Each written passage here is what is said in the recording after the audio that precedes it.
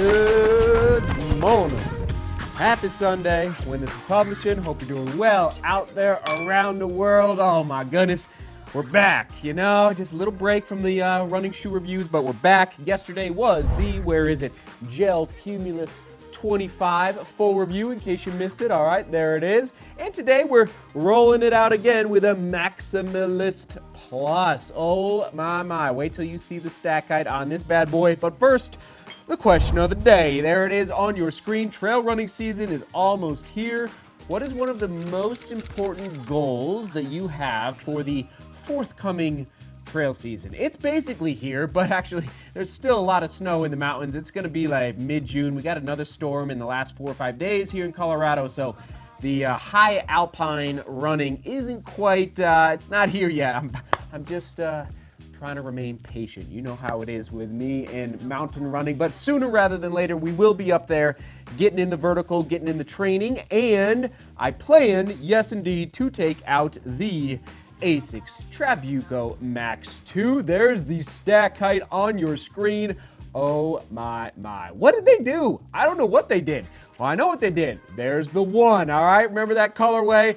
Love. Actually, I received this shoe, it was like December. It was a strange time to get a trail shoe here. It was December 2021, I believe. I used this shoe for urban snow running. It was perfect for running on the pavement and the concrete when it was icy and slick out. Like, it gripped. It was like my go-to winter slick urban running shoe. It was amazing. Anyway, the ASICS Trabuco Max, but look at the difference in the stack height. I mean, they went for it. What is that, 43?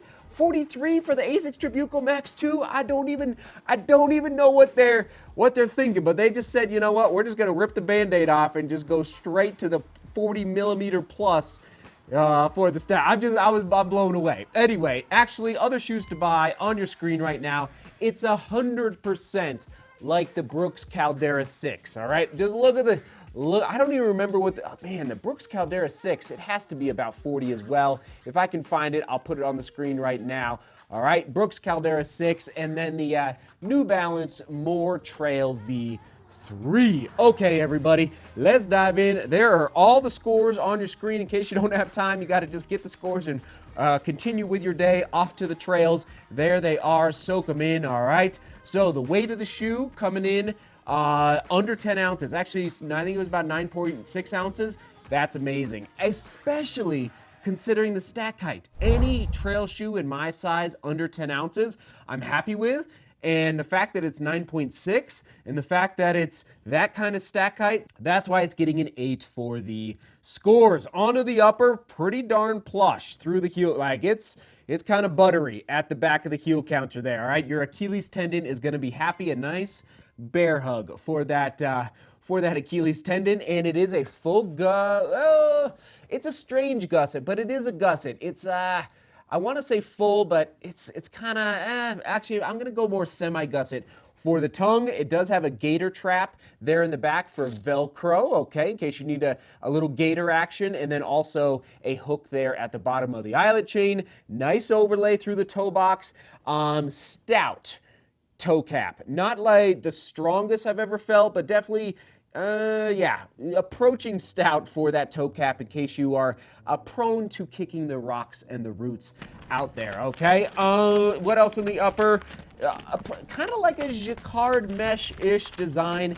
I think it's just going to do well keeping the grit out, but if you're really running in hot temperatures, you might get a little warm out there, especially if you're out there for 2, 3, 4 hours. Okay, there's the upper, soak it in, and that midsole. Flight Foam Blast Plus / gel. Where is the gel? How is the gel being injected? I'm going to continue to do more research. If I find it in my editing process, I will put it on the screen right now. But bottom line is 43 millimeters, and we're coming in at a low 40 for the durometer. Let's do the thumb test here. Woo! It's pretty darn soft, but not too soft. All right, and I've said this before, actually. I've said this before, if the stack height is that high, it doesn't mean, I'm gonna go softer for the Trabuco Max compared to the Caldera 6, just so you're aware. With that thumb test, it doesn't necessarily mean the shoe is gonna be incredibly soft when the stack height is that high. It just means you have more midsole, so it's a balance when you're out there feeling, and as far as the ride and the energy return, the uphill and the downhill, and I'm going to get the comment of the day here in a minute from Sherry. I think this shoe, it's interesting. I don't know if I would have placed such aggressive lugs on the bottom of a shoe with this much stack height. You know, this is classic, like ultra running, 20-mile plus runs, 25-mile plus runs out there on the trails. When you're just out there all day, I would really consider the Trabuco Max 2. Now, are you going to be on incredibly aggressive trails when you're going for that long? And so, like that outsole is pretty aggressive, 4.5 millimeter lugs. I just don't know if they match the lugs to the stack height. You know what I mean? It's like, unless you're like really doing some serious not off trail, but just some adventurous long days, trails, and maybe off trails as well, then I'd say it makes sense. But I don't know if I'd run, you know, okay, how would I use this shoe? If you're doing a 50-mile trail race that's aggressive, boom, this is the shoe for you. Like, you just know you're going to be out there for 5, 6, 7, 8 hours, just long time, and then you know the trail is kind of, you know, loose gravel, rocky, scree fields, that type of terrain, then boom, that's how I would really use this shoe with a 43 millimeter. Okay, I'm kind of riffing now, but the grip is amazing. It really is. And now I must say, like the grip on the original, I'm gonna say I liked it just as much. I don't know about better, but just as much. Oh, I almost forgot. As far as the upper, they fixed the tongue. Oh, remember the tongue? The tongue on the original like stuck out like a sore thumb. So they fixed the tongue on the Trabuco Max 2, just so you're aware. Okay, that's my thoughts. The ride was fine, not incredibly energetic, not you know, bouncy-ish, but more like just comfortable. It just was a comfortable long trail type of shoe. All right, that's how this shoe's coming across for my foot strike. Onward we go. All right, there you have it. Onto that actually, let's do the twist. Not twisting incredibly much, all right? So it felt stable as well. Like, that's actually, let me just do, yeah, a little bit wider, I thought. Yeah, definitely wider compared to the original. So for me, it's like, it's always ASICS, Mizuno, you know, definitely La Sportiva, Solomon to a certain extent, Innovate to a certain extent as far as high durability, and also great production quality, like out of the factory. And by the way, where is this made?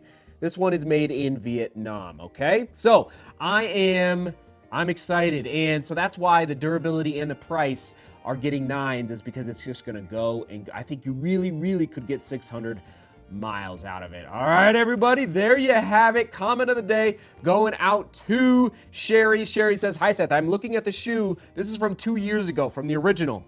I have the shoe, but a bit unsure of how it will handle really technical and rocky terrain. How is it going up and down hills? I'm nervous, but I love the feel of the shoe. Thanks. So, Sherry, I think that I loved this shoe. Again, great grip.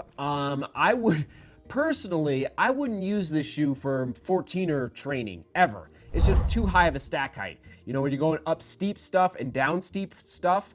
So that's where I think it's really niched down to longer trail runs, longer trail races, but you still have to negotiate some pretty darn technical terrain, okay? But if you're also like, you know, you're gonna go out for a while, wherever you live around the world, and you know it's gonna be muddy, boom, boom, boom, boom. Buy this shoe. By the way, it's available down below in the description from Running Warehouse. So there you have it. Oh, it's got serious potential. We just don't get a ton of rain here in Colorado, as I keep saying over and over. And so we have mud, don't get me wrong, but it's like a short period of time, usually in May, when we have some mud out there on the trails.